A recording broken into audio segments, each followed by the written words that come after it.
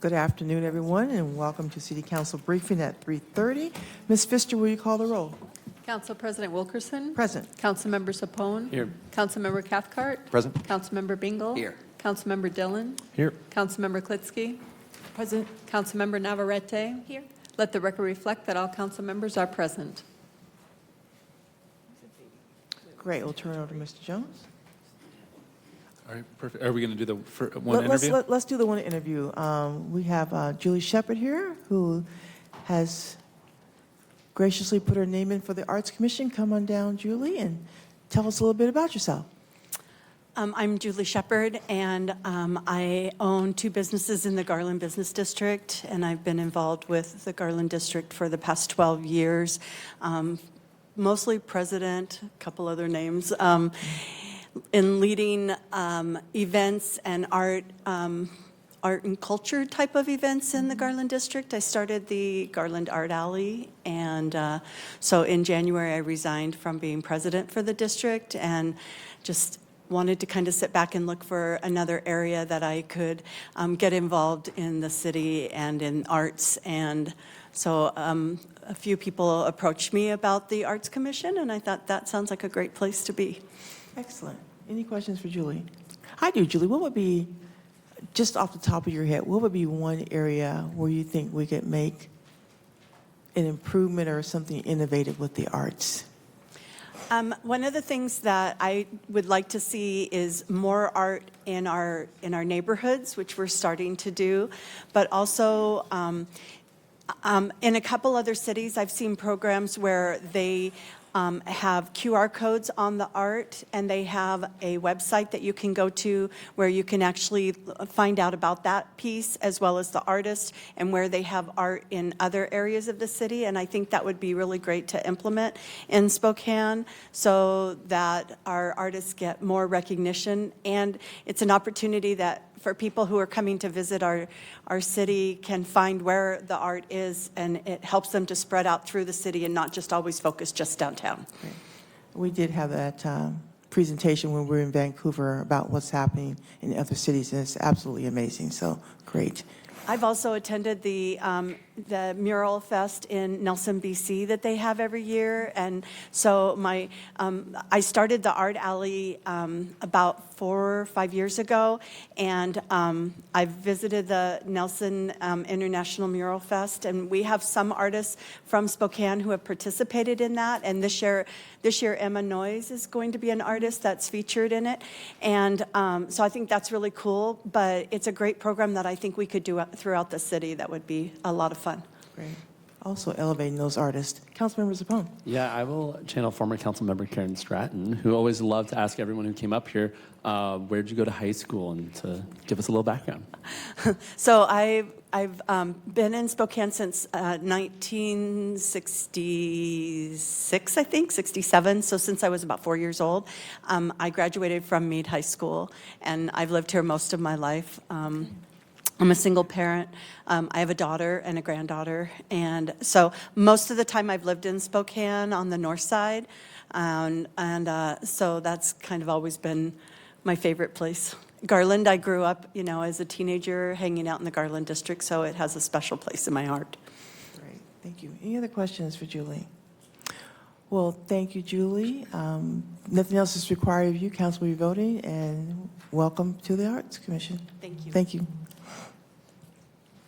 All right. All right. So for tonight's agenda, under the consent items, we do have a request motion to suspend council rules and add the following item, OPR 2024-0064. And I think, who do we have from SPD that's going to brief this item? Captain Wool? All right.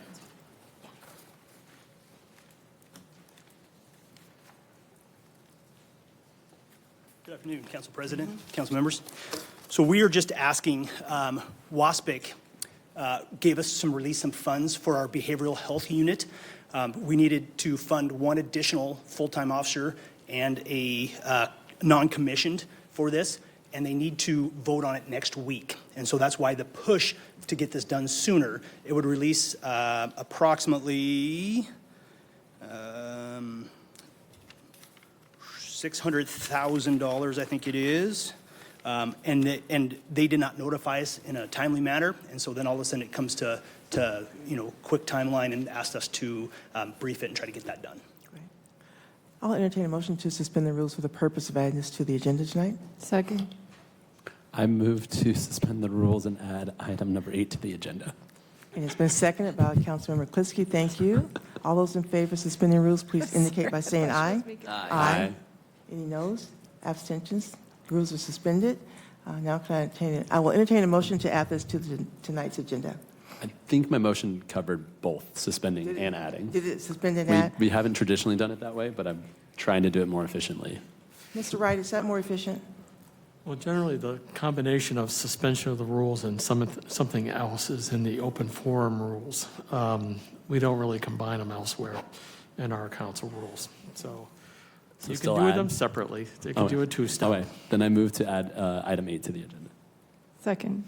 Councilmember Bingo. Then in that vein, do we need to redo our first motion? I just said add to the suspension of the rules for the purpose of adding. I was very specific of why we were suspending the rules. We suspended the rules, and then, Yeah, but you didn't make the motion, Zach did. Excuse me, did. council members opponent did, yeah. all right.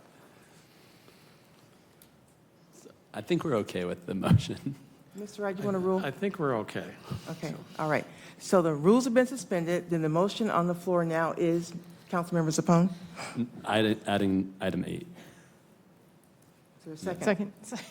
It's been moved and second to add item 8 to tonight's agenda. All those in favor, please indicate by saying aye. Aye. Any noes? Abstention? That is added. Thank you. Thank Just you for very much. clarification, it's $447,092.72, and that's for Sergeant Jason Hartman, who's a supervisor, and Carrie Christensen, who is the coordinator of BHE. Perfect. Thank you very much. Thank you. All right, thank you, Captain. Thank you. And then moving on to the special considerations, we do have a Councilmember Klitzke proposed amendment for that item. Do I need to amend my amendment first? What you can do is make a motion to adopt the amendment you submitted Friday and see how the council reacts to that. And then, while that motion is pending, you can make your oral amendment. Okay. So I'll make a motion to approve my amendment. The amendment makes some changes to the recipient and a little bit to the tone, since we've already been working with Commerce and Department of Revenue to try and move this forward. Okay. So there's a motion. I'll second. It's been moved and seconded. All in favor of the amendment, please indicate by saying aye. Aye. Any noes? Abstentions? I don't think there was an actual vote there. Go ahead and finish this vote, but what I was going to suggest that you amend the amendment, but Before we vote? yes. Okay, we'll pause that. Councilmember Democracy Klitzke? is hard. So I need to make a motion to suspend the rules to make a minor adjustment to one word. I will second. Okay, it's moved and seconded to suspend the rules. All those in favor, please indicate by saying aye. Aye. Councilmember Klitzke? So we need to change the last sentence from saying you to the governor, because we changed the recipient, and I thought I had fixed that, but I did not. Okay. In the Any- last sentence, the word So we you, gotta do you make see that it? motion. It's essentially a glorified Scribner's error, so I think we're, I mean, I'm familiar with, yeah, I'm good with that. Any other commentary? So the Did I- motion to yeah, we have to make change. a motion, yeah. Okay, so I move to change the wording in the last sentence from the word you to the governor. second. It's been moved and seconded. All those in favor, please indicate by saying aye. Aye. Aye. Any noes? Abstentions? That amendment is added as adjusted.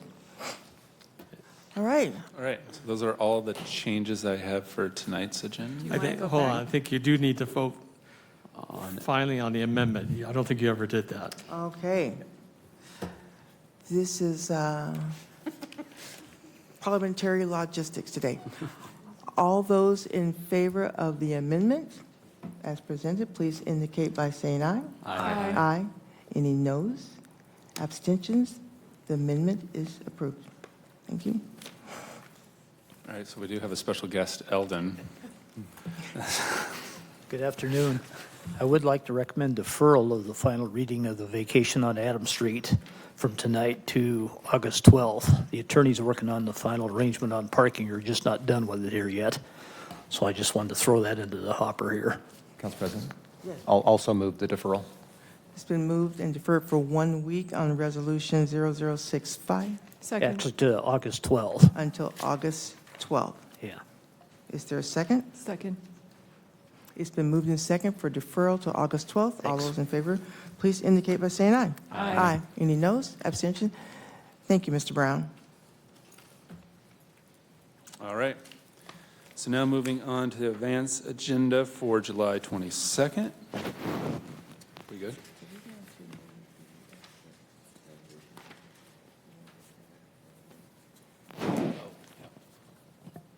Mr. Wright, we were discussing the joint resolution of the county commissioners and the airport board. Do we need to go ahead and make that deferral? Yeah, I do recommend the council defer that for 1 week. Okay, 0065. 0065. Can I get a motion for 1 week deferral on 0065? I'll move to defer for 1 week. Is there a Second. second? It's been moved and seconded. Councilmember Cathcart. Yeah, just, could you just clarify kind of what the question is at hand? You bet. This is, if you remember, the $150 million bond, revenue bond proposal by the airport board. We haven't had any real internal review of these documents. It does look like that under the terms of the bond, we would be extending or confirming the interlocal agreement for 30 years. I just think council needs to know the implications of the bond issuance before it votes on it. I'm not raising any questions about the purpose of the bond or the projects. It's more about making sure the council understands the implications. Thank you. Councilmember Bingle. Who's going to be reviewing that agreement? We're going to figure that out internally, but I think it could be Mr. Piccolo, it could be Libby Shadle, it could be outside bond counsel. But we don't expect it to be longer than a week. So A 30-year extension, you think you could get done in a week, and we don't know who's doing it right now? at the moment, no, it's just come in. So, I mean, we only got the actual bond documents last week. Right. So, I mean. A week seems fast to me, but, I mean, does, but I guess we could always defer again if we need. We're mindful that the airport board and the airport folks are anxious to have this done, and they have a relatively tight schedule on their bond. And so we're trying to accommodate that, but still do our due diligence at this end. Yeah. Great. So there's a motion and a second for deferral for 1 week till July 22nd. All those in favor, please indicate by saying aye. Aye. Any noes? Abstentions? That is deferred. Then I believe ordinance 543 was deferred to August the 12th, and ordinance 544 was deferred to August the 12th. Okay, on to the advanced agenda. All right. So starting at consent items for July 22nd, item number 1, this will be briefed by Chief Oberg.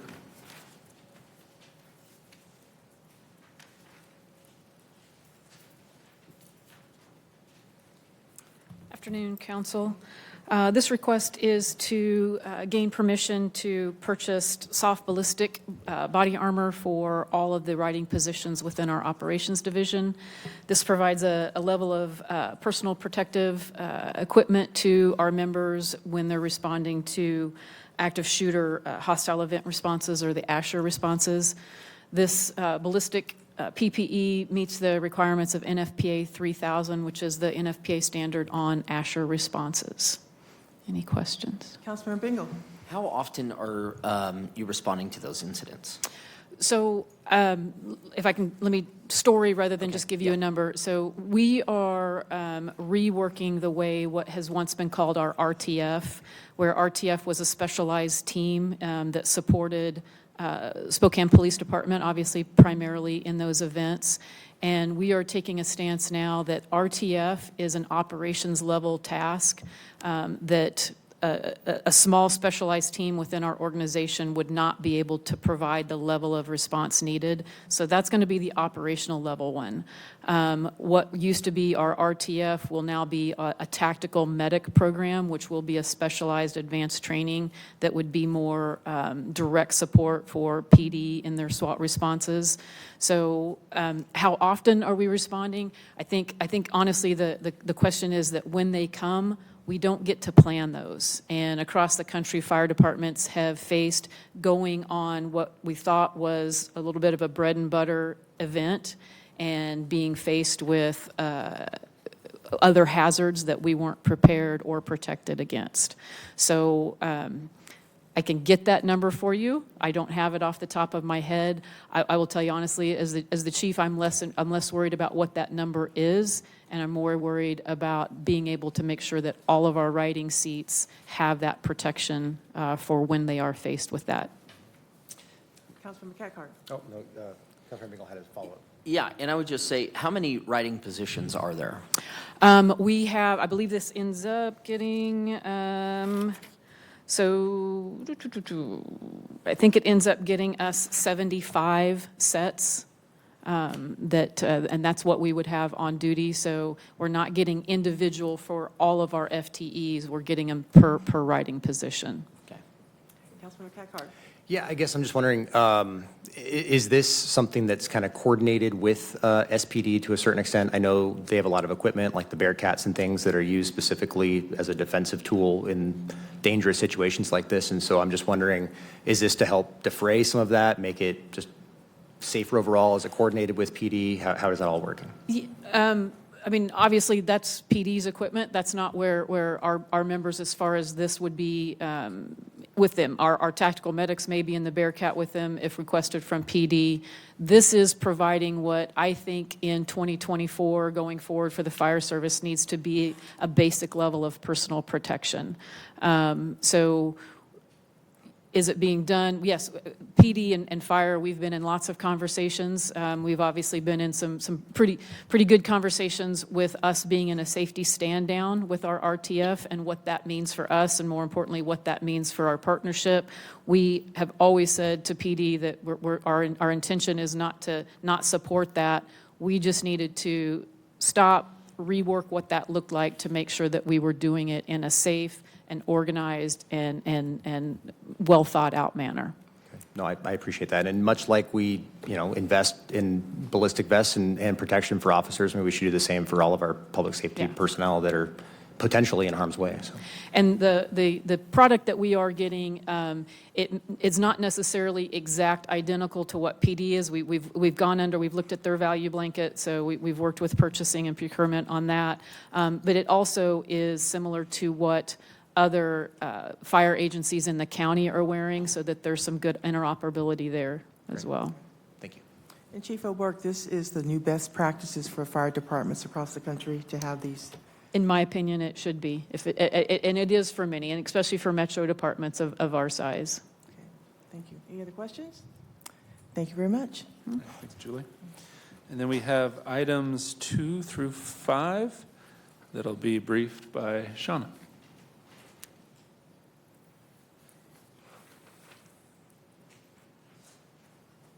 Good afternoon. The first item is approval to purchase the Autel Dragonfish drone for our air support unit. This is funded with our burn discretionary grant. It comes in just about $165,000. That drone has a flight time of it can fly up to 158 minutes. It will be used primarily for things like instead of a vehicle pursuit, we can fly the drone to pursue a vehicle, so that increases safety for our officers, but also the community. And then we can use it for search and rescue. We could also support fire if there's a fire event, or emergency management if there's some sort of crisis. Yes. Yeah, so I know like Chicago is piloting a pretty really interesting program right now using, I think, similar drones that follow their patrol cars, which I think is really, really smart on their behalf. But I'm wondering, I think they've gotten some sort of an exception maybe from the FAA for having drones that are out of sight. Do we have rules that require us to keep the drone in line of sight or anything like that that we have to comply with that might lessen the effectiveness? I would have to get that answer for you from the air support unit. I'm not sure on that one, to be honest. Okay. Any other questions? Councilmember Klitzky. Do drones make you less likely to have to use helicopters? Yes, they do. Especially this fixed wing drone, because it has a longer flight time. We're able to use this instead of relying on the county helicopter, the regional helicopter. So we see that as a big safety improvement as well. So we don't have to put a person up in the air. It's also a lot more energy efficient to use a drone than to fly the helicopter because they use a ton of fuel. Thank you. And I'll get you that answer, council member. That'd be great. Okay. The next one is another grant-funded purchase. It is a Lima drive test scanner. And so this product, it comes in just under $120,000. What this is used for is for primarily major crimes investigations. So our detectives will do a search warrant to get cell phone network returns. This drive test scanner is kind of our way of validating those returns. So because cellular networks can change as companies expand their infrastructure, they change towers will come in and out of play. Using the drive test scanner allows you to validate those returns to make sure that the data you're using in court is actually accurate. So it's best practice, industry standard to do this scanning to make sure that you're not saying somebody was somewhere they weren't at the time, or you're just making sure that that information is completely accurate in court. This does have an ongoing cost. We currently have two pieces of software that does some of this already. So what we're going to do is fund the first 2 years of the software out of the grant, and then make a determination, and we'll keep one of the two software products. So this is actually a zero cost to the city long term. Great. Okay, thank you. Okay, next one is to renew CopLink, which is now called Crime Tracer. And what this does is we put all of our police reports and data into CopLink. It makes it available to our area partners so that we can all share information quickly. We have historically collected an administrative fee per officer throughout the region for this. So we found ourselves this year with a reserve. So we're going to fund this renewal without any direct cost to ourselves or to our partner agencies, just out of that reserve fund. Next year, when we're all on Axon Records, we may not need this product anymore, so we'll do an evaluation to see if we need to renew it again. It's possible that we can cut this cost long term, but we're saving ourselves about $30,000 this year through using the reserve fund. Yes. And just so I understand, this is really just about information sharing? Correct. Okay. Information sharing with law enforcement partners. Great. Yeah. Okay. The next one is the acceptance of a $150,000 WATPA grant. WATPA is the Washington Auto Theft Prevention Authority. They awarded us $25,000 to do a regional public information campaign focused on auto theft prevention. So we're going to work on some flyers to go out with tap renewals, and also a website where we can post tips on how to avoid being a victim of auto theft, but other crime tips as well, with our partners, including the Sheriff's Office and Valley PD. The other $125,000 of it will be used for automatic license plate recognition software and equipment, primarily with Flock, and then also Axon Fleet 3. My plan is to come to Public Safety Committee in August with a proposal for where those cameras will go and to get that purchase going. So this first step is just to accept the grant funding. Shauna, I'll have to say, I was reading the comp stats, and auto theft is like must rank, if not the top crime, it's up there in the top 3. It's in each district. It was auto theft, auto theft, auto theft, auto theft, auto theft. So Yes. I'm excited for this one. Thank you. Yeah, we are too. It'll be good to have this technology. Great. Okay. All right. All right. Thank you all. Thank you, Shauna. Number 6, this will be briefed by Jackie. Good afternoon, council. Thank you for having me here. This is basically to be able to go into an interlocal agreement with CJTC to, it's just an agreement that outlines the reimbursement process for us to accept the $1.4 million as we're going through the process of building the addition at the academy. I'm sure it's in the briefing paper, Jackie. What's the timeline? Well, the funds have to be expended by June 30th of '25, so we've really been, we're pushing as quick as we can. As you know, sometimes these processes are a little bit slower than we'd like, so we're really trying to get through this process. And I do have a timeline. I don't have it memorized, but I do have a timeline that I could send you if you'd like to see it. Well, that'd be great, thank you. I was just curious with grant monies. Councilmember Zepone. Yeah, and did you say this was for an expansion of another building? Is that correct? Well, it's Or- for the 1.4 million that you and Councilwoman Wilkerson helped us with the senator. Yeah, it's for that. So it's an addition. So it's not to fix the current building. What we had submitted for is an additional building, and it will be, the plan is that it'll be west of the current building in the parking lot. So that's the current plan. Yes. Great. Great. Any other questions for Jackie? All right, thank you. Thank you. Thanks, Jackie. Item number 7, this will be briefed by Tessa.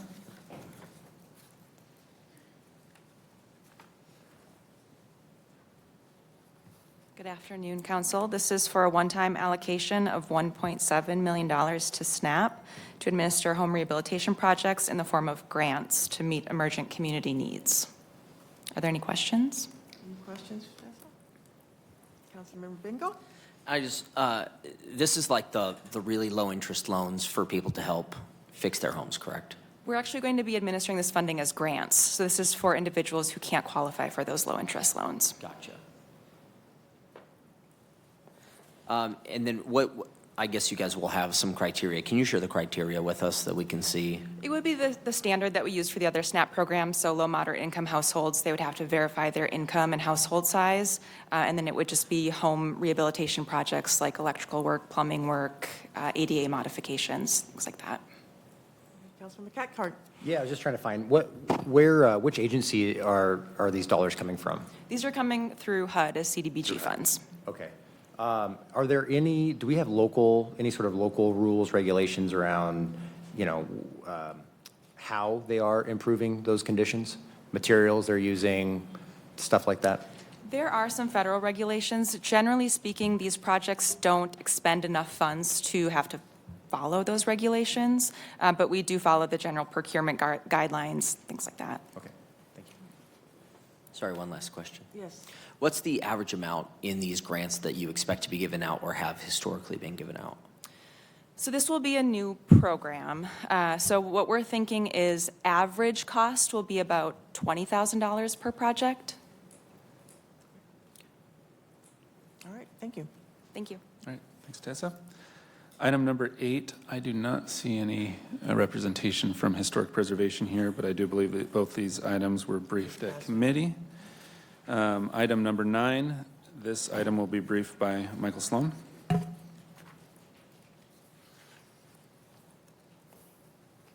Good afternoon, Council President, Council. Item 9 is a contract with Davenport Group USA for LAMA permitting and licensing. This is a replacement for a product that we've been using for an extended amount of time, Acela. Went through an extensive RFP process that initiated because the current vendor's product was no longer going to be licensed to run on premise. And so some of the requirements of service indicated to the group that used this primarily out of DSC that it was not an option they wanted to pursue at the time. So we did an extensive RFP. We considered both off-prem solutions as well as on-prem. Came down to 2 product sets that were finalists, and the team that did the evaluation did an extensive review. They ended up choosing this product because it was substantially less cost. So what you'll see in the finances, there was an additional statement of clarity about the RFP process and the cost evaluation. So if there's any questions you have with that, it's in your document set. So we're just asking for this approval for this new system that we hope will be well supported and well defined by the users. Councilmember Bingo? Who sort of initiated the Acela separation? Was that us or Acela? Well, as I stated, Acela informed us that they were no longer going to support an on-premise solution. That triggered the assessment of, is this going to work if we use the Acela on their online services? We have an extensive history with this company, and it hasn't been positive for the city. In addition, some of the challenges of the services that product provides doesn't meet the business needs or the wants of the primary user, DSC. Was that a sufficient answer? Yeah, I mean, I know that we had spoken about Acela before, and it's our frustrations with it, or with, you know, the group themselves. And so I was curious if it was, we said, hey, we're going to cut it off at this time, and they said, well, hey, we're going to cut it off sooner. I just wanted to sort of know that. It was a good timing of events of that company making a choice to change how they provided that service / application. This will greatly reduce our overhead to support. The product that we have been using requires a lot of IT resources to support, and this will be a positive change for the city. Any other questions? Any other questions? Thank you. Thank you, Mike. Now moving into the legislative agenda, we do have a few special budget ordinances. First one is ordinance C36545. I do not see Adam here, but okay, we'll have Ariel brief this one. Good afternoon, Council President, Council members. This is in regards to a special budget ordinance that would allow us to create an additional budget capacity to record the awarded revenues that were emailed by Commerce in May of this year, and then to spend the awarded funds. So we outline there what those funds are, and if there's any questions, I'll take some. Councilmember Cathcart? Yeah, so it says 4 million for 4.2 million basically for emergency housing funds. I'm just curious, how is that spent? Like, in what ways? The verbiage here is pretty key, and I apologize for missing this. So that EHF, when it initially came into our community, it came from HUD, and it was specifically to increase the number of beds during the COVID-19 pandemic. Commerce has since pivoted, and they took over those federal dollars and said, okay, well, now we're going to administer them, and now all those funds come under CHG and SDG, which is what we're accustomed to. So you'll see here the Consolidated Homeless Grant, CHG, that really should be the same for EHF as well. And those were actually the funds that were used to assist us with the navigation. Well, no, I'm sorry, that is incorrect. For the current RFP that just closed last night. So yeah. So then, who are we allocating the emergency funds to? Are they building housing? Are they leasing housing? Are they connecting people to housing? It was out for RFP. It was out for RFP, and it was no different than how the HHOS grants have been published in the past. So all the typical interventions that are available in those guidelines. So street outreach, emergency shelter, transitional housing, permanent supportive housing. Any other questions for Ariel?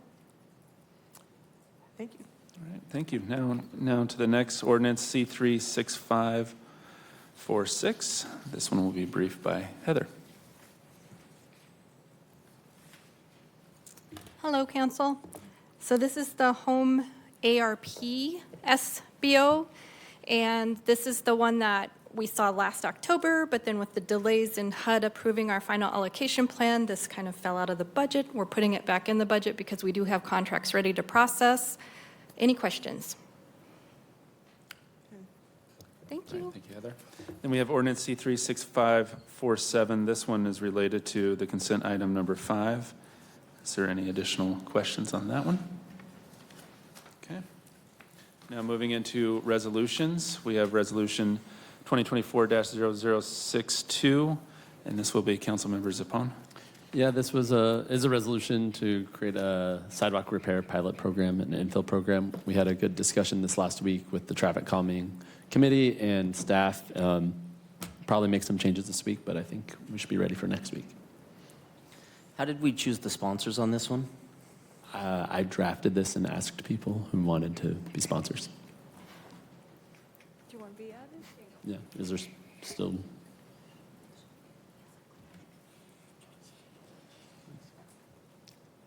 For the Compter? Okay. That's fine. No, that's not for that. It's not. Not for that. Not yet. It's for an amendment later. All right. All just shuffled up here. Now we have Resolution 2024-0066. Steve, come on down. Good afternoon, Council President, members of the council. I gave a short presentation last week on this. If there's questions, I can answer them, but just to remind everyone, this is a state law that would similarly duplicate the existing parking to people law, and instead of focusing on surface parking lots, this would focus on underutilized office buildings that would be converted to housing with a 10% requirement that 10% of the units be left open for people making 80% or less of the AMI. And there's going to be a public hearing coming up on the 23rd, which we've dispersed out to the DSP and downtown developers to make sure they know. We're going to provide some commentary on that because the rulemaking process has taken a long time. And so we've kind of missed this construction season, and that's our main complaint on this. I can answer any questions anybody has. Thank you. Thank you, Steve. Now we have Resolution 2024-0067. This will be briefed by Maggie.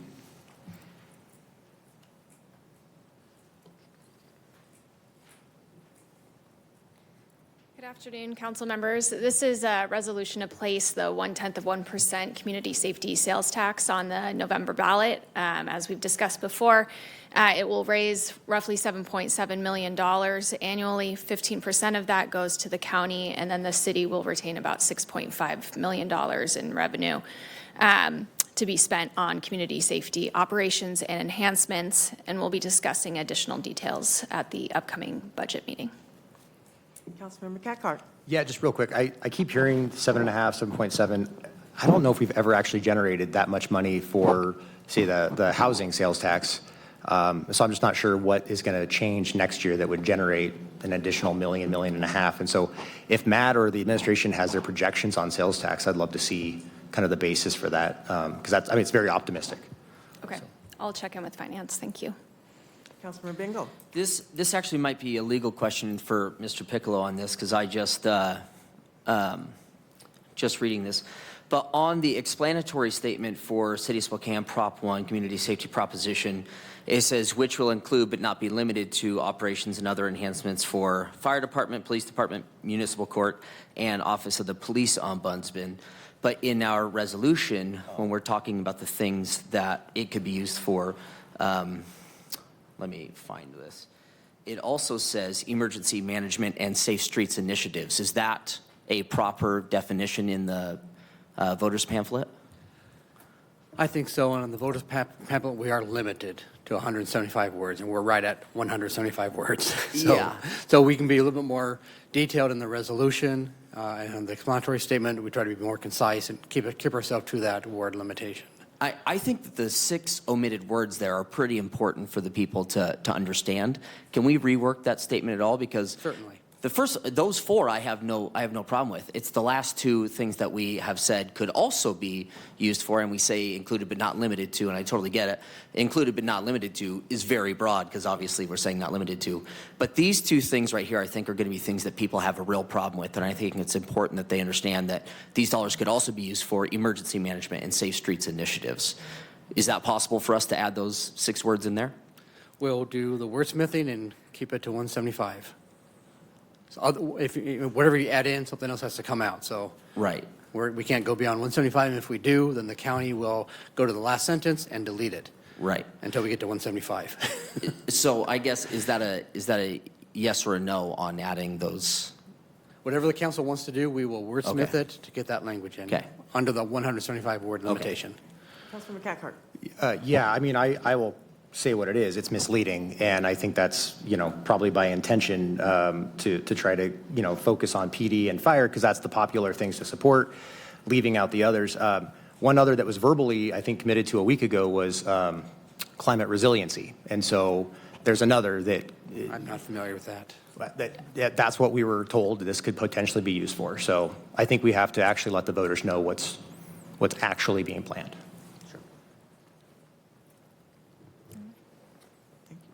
Thank you. Thank you.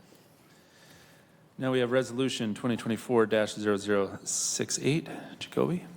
Yep, hi, council.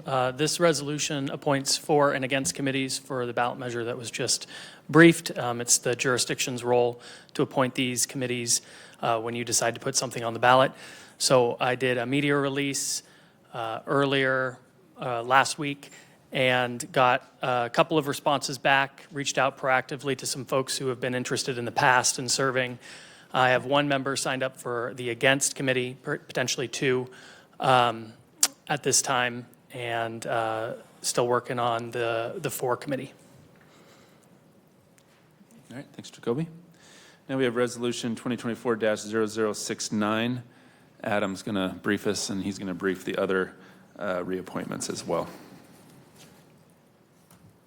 Yeah, this is just the suite of resolutions to reappoint our interim Chief Innovation Officer, Chief of Police, and Parks Director. Any questions? Thanks, Adam. And then Resolution 2024-0070. This one will be briefed by Councilmember Bingle.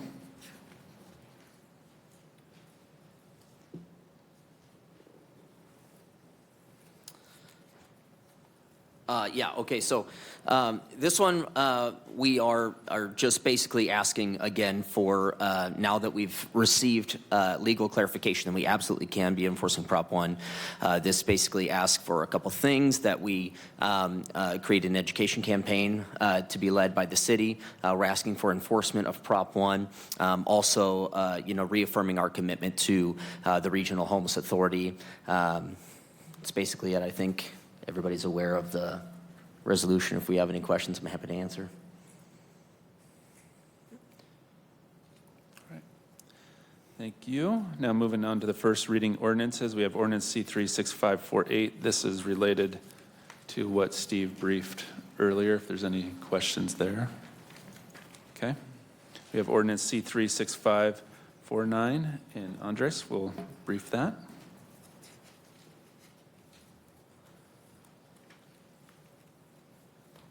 Hello, Council. This is the ordinance that I briefed last week at Urban Experience. Since then, I don't really have much to add, other than that I know that Councilmember Cathcart had some exchange with legal and with Chris. I want to thank you for that, and Chris and legal. There were some really good questions, valid concerns in there, and some really thoughtful answers, I think, from Chris and Mike. So if there's anything else that I can add to that. And I believe those were shared with all of council, too. Yeah, yeah. Cool. Thank you. Thank you. We have Ordinance C36550 and 551. Both these will be briefed by Eldon. Good afternoon. We originally vacated Evergreen Street, and I think they'll show that on the map here shortly. But it's Evergreen between 13th and basically I-90. As it's shown on the map up there. This is part of the Pros Development property. And when it was vacated in, I think it was June of 1981, we retained easements as part of that vacation for any public and private utilities that people had at that time. We weren't specific about it.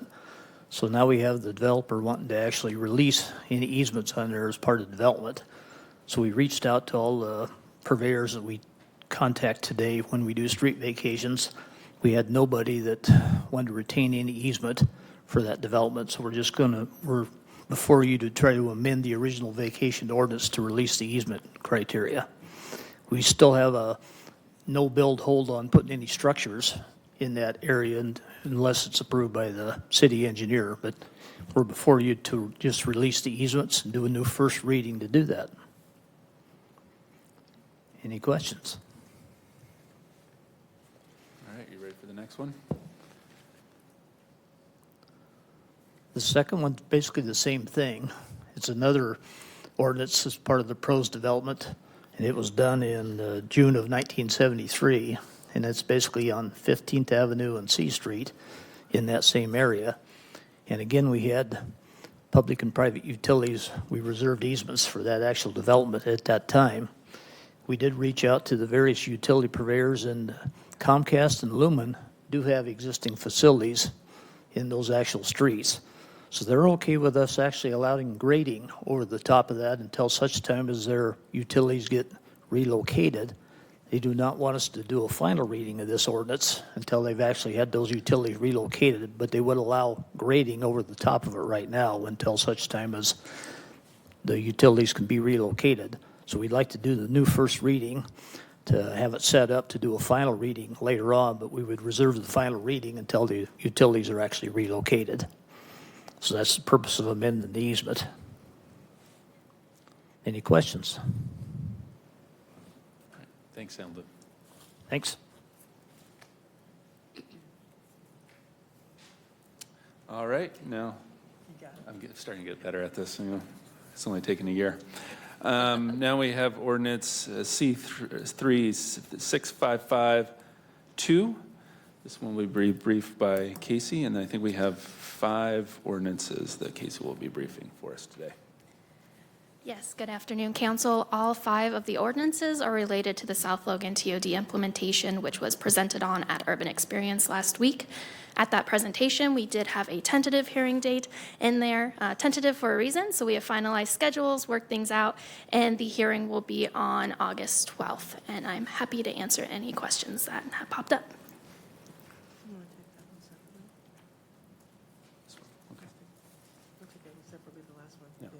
Okay, so we do have ordinance on the last one, C36556. We do have a couple amendments on that one. Yeah, I'd move to adopt the Zapone and Klitsky amendment on 556. Second. And then I can explain what it is, because it has a change, and I have slides for the public, especially to understand the proposed change. So I'll just walk through that briefly, and then we can have more discussion. And Mr. Jones doesn't have the tech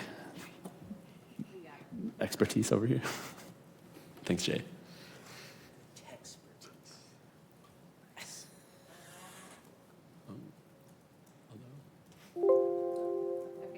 There we go. Okay. So this amendment would effectively eliminate parking minimum requirements in the city limits. So to give some background on what are parking minimum requirements, I have the clicker, actually. Oh, wrong way. I've never had the clicker. Okay. So what are parking minimum requirements?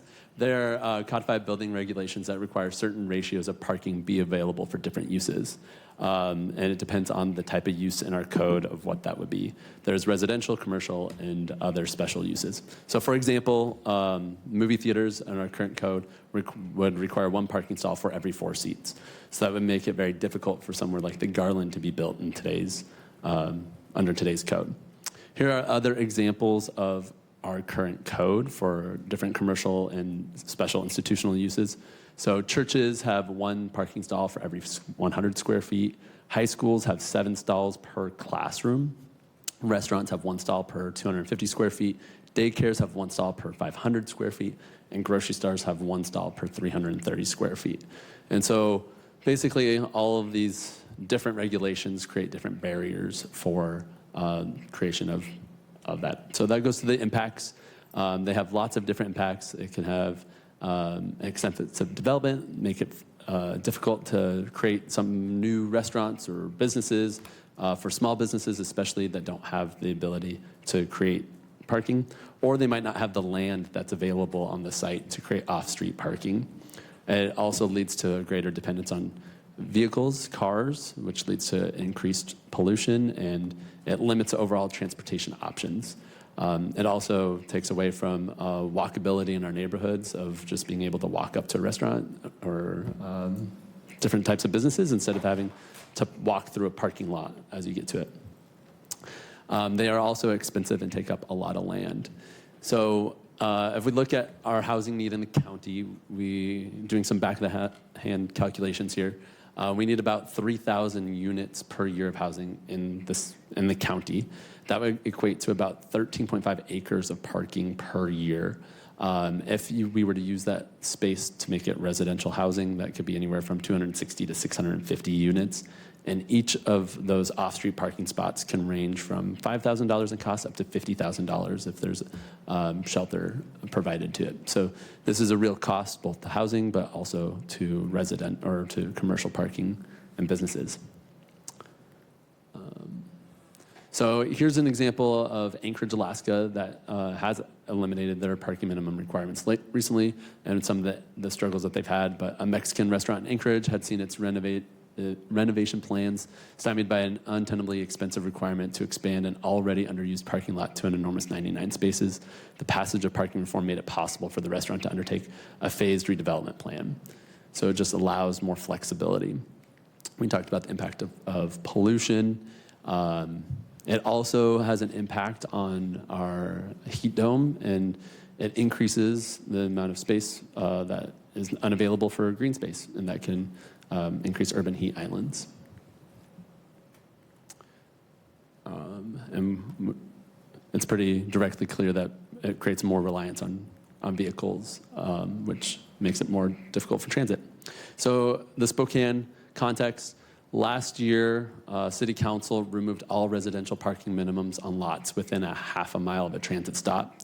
This eliminated residential parking minimum requirements for a large part of the city, but it left out a couple of neighborhoods, and it completely left out commercial minimum parking requirements too. This is a map of parking minimum requirements that have been eliminated across the country, and over 79 cities have eliminated all parking minimum requirements, and these are a variety of cities from Salem and Bend, Oregon, to St. Paul, Minneapolis, Richmond, Virginia, Anchorage, Alaska, San Jose, California. All over the country, cities are moving away from this type of regulation. And to Council President's point that she often makes is that we can always change existing code and take away existing code. This would be an example of that. So Spokane, we would be a leader in Washington State on eliminating our parking requirements. That has not happened in the state yet. And so we would really be a leader on that, such as we have been for other housing reform. So it begs the question of how has this done? What have the impacts had across these other cities? So within 1 year of San Diego getting rid of its residential parking minimums, applications for housing development increased 400%. Studies in Buffalo and Seattle found that after their residential parking reform, 60 to 70% of new homes would have been previously been illegal to build. And Anchorage eliminated their minimums in 2023, and they were able to save city time by cutting bureaucracy, achieving a Goldilocks ratio of parking for its businesses. I think it needs to be clear that parking will still get built. Just eliminating parking minimums does not prohibit parking from being built. It just says there's not a certain amount of stalls that need to be built. Small businesses, residents, developers will have flexibility on how they want to build. It leaves it up to the market to decide, really leaves the government out of that regulation space. Councilmember Klitsky and I have talked a lot this week about it, but several banks require parking for funding of their projects, so that doesn't prohibit them from putting that on a stipulation too. For example, if you look at downtown Spokane, we have had eliminated minimum parkings for several years now, but there are still new parking stalls that are being built. The Warren is an example of that. Even though it's not required, new parking is still being built. And so that this amendment would eliminate the parking minimums across the board in the city of Spokane. Councilmember Cathcart and Councilmember Bingle. Yeah, our plan director is here, and I would like to hear from him directly on the impacts, or if any, that he sees.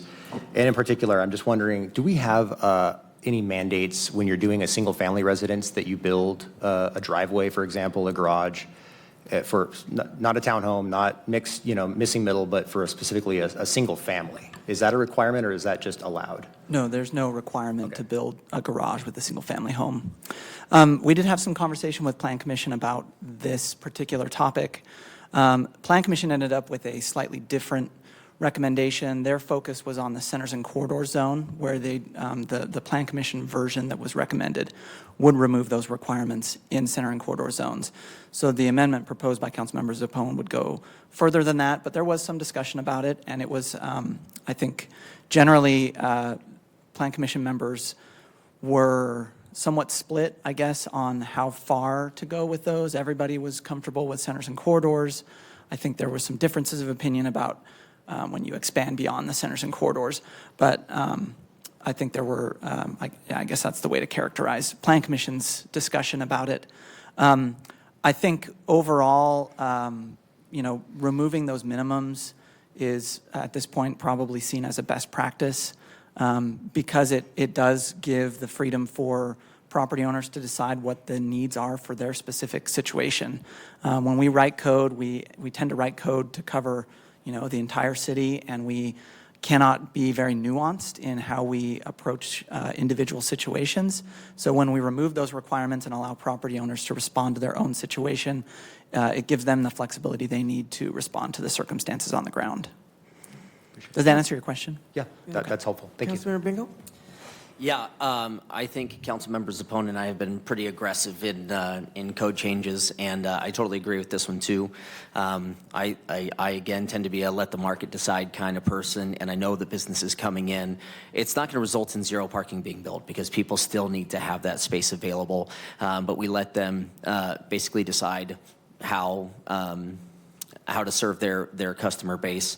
And I think that that's great. I tend to like the citywide approach. I think that it affects land values, and as opposed to continuing to concentrate land values that are more valuable near centers and corridors or downtown or whatever, continuing to expand that I think is a good thing for the city. I like the direction that we're heading, because in a situation where we are, tens of thousands of units short in our area, I think there's an old expression that says beggars can't be choosers, and I think we need as much built as quickly as possible, and allowing the people who are the experts build what they need to build. So I'm excited about the amendment. I think it's going to be good. Councilmember Cathcart? Yeah, just as I did when this came up the last time, I'm going to vote no. And specifically, it's not because of the base policy. I think letting the market decide is the right direction overall. The problem is that's got to be balanced with actual enforcement, and we don't have the resources. The penalty structure does not disincentivize people from the way that they illegally park and utilize the rights of way. And so until we're willing, and I don't think it's a question, I think it's just a willingness to do it, until we're willing to actually enforce those things, have some real penalties. I just don't know how we are going to accomplish this without creating a lot of really negative impacts in certain neighborhoods. And in particular, and frankly why this is inspired in the first place, Logan, that is an area that has been inundated with bad parking issues because of the schools. And we can't afford to have a full-time person that just patrols that area right now. If we did, I frankly might look at this a little differently. It's something I have advocated for 2 years. Can't move an inch on it. So I am really frustrated over that. But again, the base, let the market decide, that makes sense. Unfortunately, we have allowed things to degrade to a point where we have to do a better job of enforcement, and that's just not happening. Not blaming any one person. Again, it's resource driven, I think, more than anything. And so until we're going to get a handle on those things, it's hard for me to endorse making that problem worse. There is a motion and a second on the floor to adopt the amendment as presented by Councilmember Zappone. All those in favor of the amendment, please indicate by saying aye. Aye. Any noes? No. Abstentions? The ayes have it. The amendment is adopted. Thank you. Council President, Yes. I'd like to move to reconsider Ordinance C36534, gun violence for a safer Spokane. City Legal gave us some feedback on some really small kind of technical changes in one section of the ordinance related to just the definition of public assembly venue, and then also with language regarding some of the public facilities venues to include performance or entertainment venue. I always refer to it as the Opera House still, but to include that as part of the stadium, convention center, and arena. So we would consider this for final reading on July 22nd. Councilman, do you have a comment, Councilman Bingo? Yeah, I'll wait until the Okay. motion. I'll second the motion. Okay, so it's been moved and seconded for reconsideration of C 36534. Now, Councilman Bingo. Yeah, Mr. Piccolo, would you mind coming and sharing with us, because this is one of the reasons why I moved for a deferral of 2 weeks, was because we had discussed specifically the public assembly venue and how vague that was. Can you come up and share with us the language and what's changed and why it's important?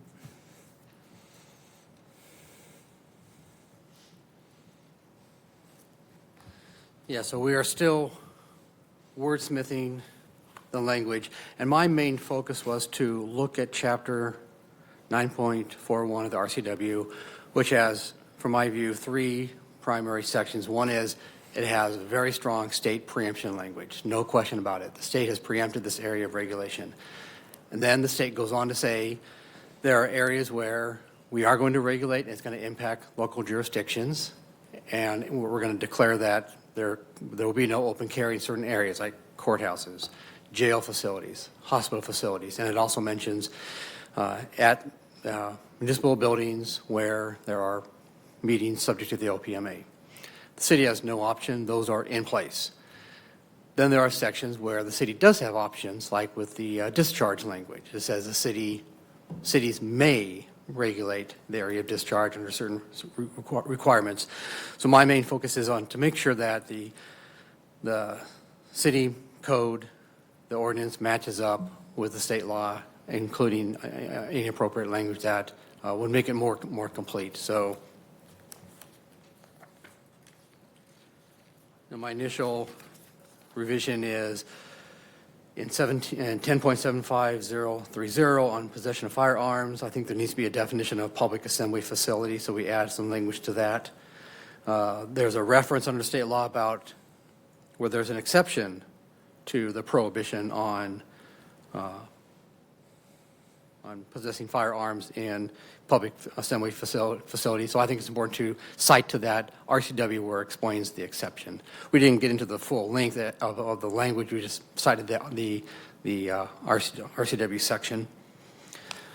I'm also suggesting some language just to clarify, and this comes up quite often, that there are other ways for entities that operate these facilities to regulate firearms, and that's established by court law, mainly when the entity is engaged in their proprietary capacity. So when the PFD is operating all these facilities, they're engaging in their proprietary capacity, and they prohibit firearms for the most part. There are exceptions for people who are licensed, who are law enforcement officers, those situations.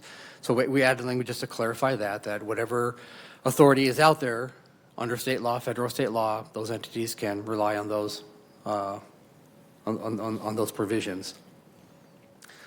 Then in subsection B, clarifying about the prohibition on open carry in municipal buildings. Again, there was some additional language that's in the RCW that I think should be in the SMC. And then one technical area, reading this ordinance, subsection C and D are really subsections of subsection B. The way it reads, it's really a subsection to section B about prohibition on carrying at municipal buildings. Because in the RCW, it talks about the two provisions, that there has to be signage, and the ingress, egress has to have signs, and it does not apply to lawful concealed carry permits. So if you have a concealed pistol license, you can still carry those in a municipal building. And I think those two sections, C and D, are really subsections of B. That's a very technical correction, but one that I think is necessary. That is it. We're going to do one more review today, tomorrow, make sure we get everything lined up with state law. So, Okay. Councilmember Cathcart. How were these issues not caught before? well, I don't think the legal department was asked to do a full review. I begged. I could Point not of get a order. response. Yeah. It was interrupting. Okay, so we're under reconsideration. Councilmember Bingo?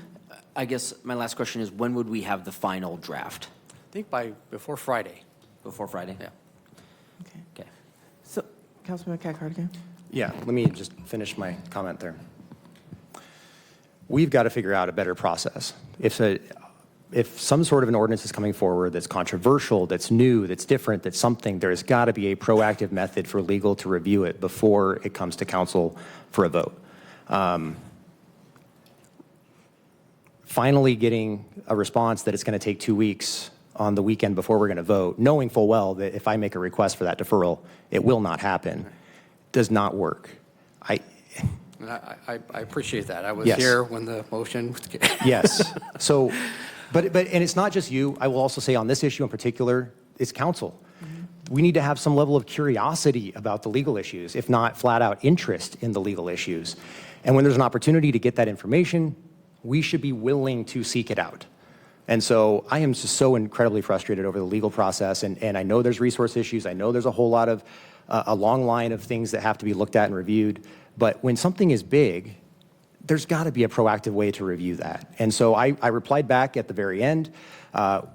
Chris asked if I still thought a legal review should happen, and my response was no, because council's already voted. But if legal does have an inkling that there's a problem, and I got the feeling that there was, then they need to let the mayor know and do that review in advance of her signing or vetoing. And so I just want to be clear, I'm very appreciative that this is actually happening now before she were to sign it. But the fact is, I mean, we should have been more proactive, council should have been more interested, and we just should not be in this situation. So, and I apologize for my interruption. I apologize. This has come up a couple of times, and I'm going to use the airport as another example. Chris and I have been talking about this where issues come up a day before the action or the weekend before or Friday afternoon, and that's going to be tough to get a legal response when the request comes in late Friday and the request is for Monday morning, because my staff is already working very hard, and to keep pushing them and say, now we want you to not just work through lunch, but work through your weekends, it's a challenge. So Chris and I have been talking about this and trying to figure out a better method to get those requests to us a couple of weeks ahead of time so we can do a better, more thorough response. Okay. Yeah.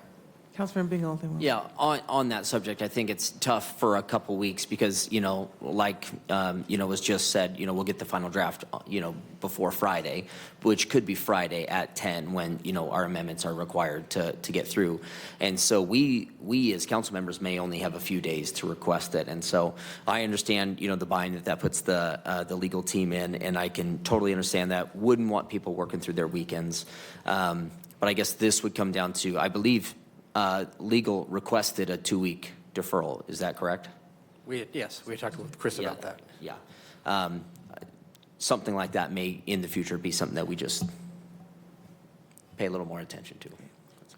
So I'll ask Ms. Wright, we have a reconsideration brought by the sponsor of this. Do we need a vote on that reconsideration? Oh, yes. Okay. And it's a majority vote. All right, so. But only the people who voted in the Doesn't affirmative? matter. Anybody can vote, regardless of how they voted. The motion itself has to be brought and made by someone who is on the prevailing side. What about the second? Second does not. So at this point, it's been properly moved and seconded, and anybody can vote any way they desire. Okay. In that case, I'll call for the vote for reconsideration. All those in favor, please indicate by saying aye. Aye. Any noes? Abstentions? That reconsideration is considered, and it will come back before us. Do we have a timeline? Next Monday. Next, the 22nd. Okay. Okay. Question on this. So, Mr. Piccolo, along these lines, will that give you enough time to adequately review and give us necessary time to review? Yeah, we have a pretty good draft of the changes already. I'm going to run it past a few other attorneys one more time to see if we missed anything. Okay. Can we see the drafts of those as well, so we can be following along? Because if it's just a small tweak of a draft, then even the draft gives us more time to look at and understand. Yeah, let me get, I think we're shooting definitely for Friday, but I can get a copy to Chris tomorrow. Yeah, it'll eventually show up as an amendment, proposed by Councilmember Dillon or whomever. And, but I don't see that there's any problem circulating that ahead of time. Okay. Because otherwise, I would make a motion to defer for a week. But if we can get that as quickly as possible, like if we could get it, tomorrow or Wednesday, the draft, because I hear that there's a draft, if we could get that as early as possible, that'd be appreciated. So defer till 22nd? Yes. All right. It doesn't require a deferral. It's been added back to the agenda, and it goes back onto the 22nd. All right. Mr. Jones? All right, so with that, that concludes the advance agenda for July 22nd. I'll entertain a motion for approval of the advanced agenda. So moved. It's been moved. Is there a second? Second. So moved and second approval. All those in favor, please indicate by saying aye. Aye. Aye. Any noes? Abstentions? That is approved. We are in recess. Please join us back here at 6 p.m. this evening.